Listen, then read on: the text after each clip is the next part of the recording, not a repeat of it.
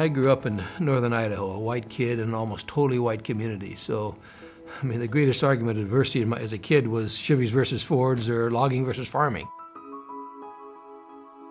It wasn't really until I had a little bit in the academy, more so in college, but then in medical school and beyond, that I realized the incredible differences that we have in this world. I became personally very intrigued by that, trying to understand what that means, and through my time working abroad and travels, I fully understood that I will never capture another person's perspective entirely. But the more I can do that, the more I can understand where they're coming from, the more I can understand and work with them and trying to come to some common agreement. And I remember dealing with a student years ago, a physician from a country in Africa, who was caught plagiarizing a paper. And he says, I don't understand. In my country, if you ask me to get something for you, I go get it. And you realize the whole concept of plagiarism even is a cultural thing.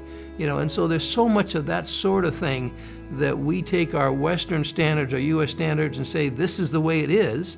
And I'm not at all putting them down. I mean, there's value in those. But it is important for us to understand the broader perspective of how these things are viewed. And so that's what I covet for this campus, is that we have the tools all around us and all the diversity we have on this campus. Now let's spend some time understanding each other.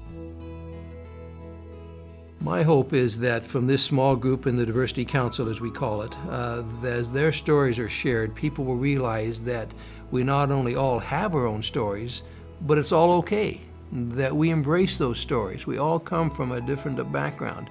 Diversity isn't a challenge to overcome, it's a strength to embrace. I mean, that's what I'm after with this, is to have a compassionate inclusiveness that says, you are a fellow child of God, you are a fellow beggar looking for bread just as I am. Let's work together.